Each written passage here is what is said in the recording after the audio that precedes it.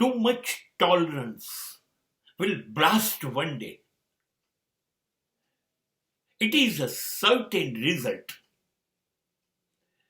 ધર્મો, શાસ્ત્રો, નીતિ આ બધા આપણને શીખવાડે છે. છોડે ને, સમાજ તો આવો જ છે, એ તો આવું જ કરશે.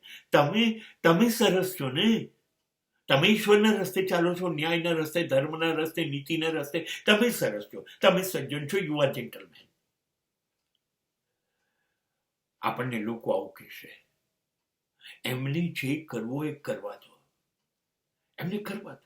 એ તો આ જ કરશે. એમનો સ્વભાવ છે, એ સાપ છે, એ ઝેર ઓંકે, એ વીંછી છે, એ ડંખ મારે. લોકો તો આવા જ હોય. તમે સહન કરો.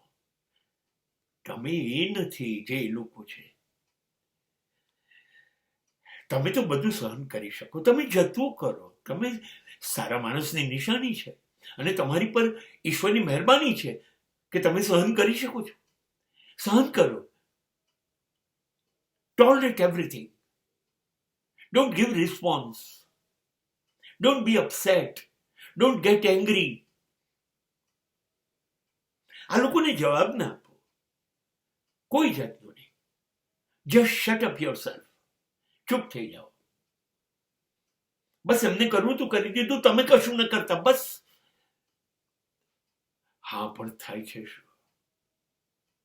થાય છે શું? ક્યાં સુધી માણસ સહન કરશે? ક્યાં સુધી કરશે? એક દિવસ એની સહનશીલતા જવાબ આપી દેશે. And he will say, no more. और નહીં, બસ और નહીં. અને એ દિવસે આટલા વર્ષોથી એની ઉપર જે માનસિક ત્રાસ થયો છે